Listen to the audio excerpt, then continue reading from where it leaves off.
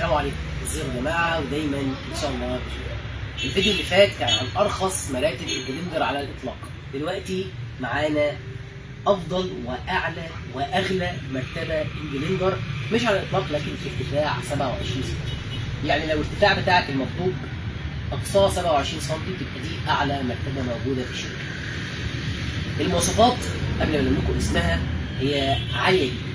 لو عايز دعم يعتبر بالنسبه للمرتبه مثالي لظهرك، لو عايز سوست منفصله، لو عايز جوده فوق الاحلام، لو عايز تقفيل مثالي في المراتب، لو عايز طبقه لاتكس، لو عايز كل حاجه كويسه في مرتبه مش هتحتاج حاجه بعدها، شبه يمكن الفنادق ويمكن افضل من وجهه نظري الشخصيه، تصنف عالميا او تنافس عالميا اذا ما كانتش افضل كمان عالميا.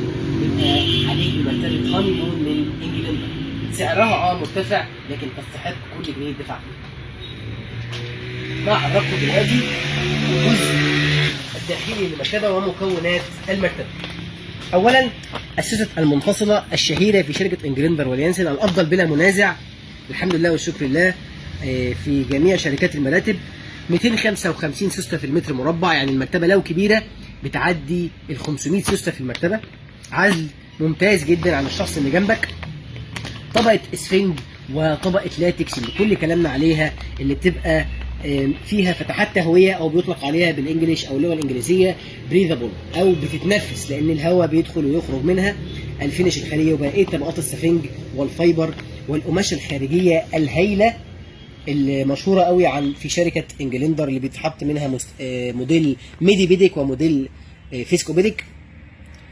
السفنج المحيط بالسوسته الداير ما يدور عشان لو في اي مشكله في المقاس، وعشان كمان اللي بيجي يقعد على السرير مفيش سوسته توجعه ولا حاجه.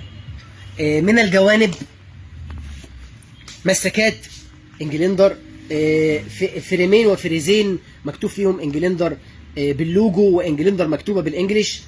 المسكات زي ما قلنا والهوايات، واهم شيء عشان تتاكد ان المرتبه اصليه اللوجو الاصلي للمرتبه، كلمه هانيمون وموقع انجلندر الرسمي.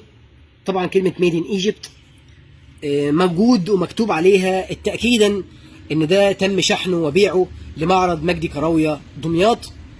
وطبعا هنا في باركود وكلمه انجلندر ومكونات المرتبه اللي هي سوست منفصله وطبقه اسفنج وطبقه لاتكس، ووان سايد روتيت افري 3 مانث، او بتتقلب بتتغير اتجاهها بس ما بتتقلبش كل 3 شهور لانها بتعمل على وجه واحد. وهنا 125 سنه هو ده عمر شركه انجلندر. كده قبل ما ننهي، المرتبه سعرها مش رخيص، لكن الحقيقه مواصفاتها ومكوناتها الداخليه واللي بتقدمه ممكن ما تشوفوش تاني في مرتبه بالمواصفات دي. عشان كده تعتبر بالرغم من غلو سعرها، مش هنقول قيمه مقابل سعر قوي، بس قربنا من كده قوي. شكرا لحضراتكم، نراكم قريبا. السلام عليكم.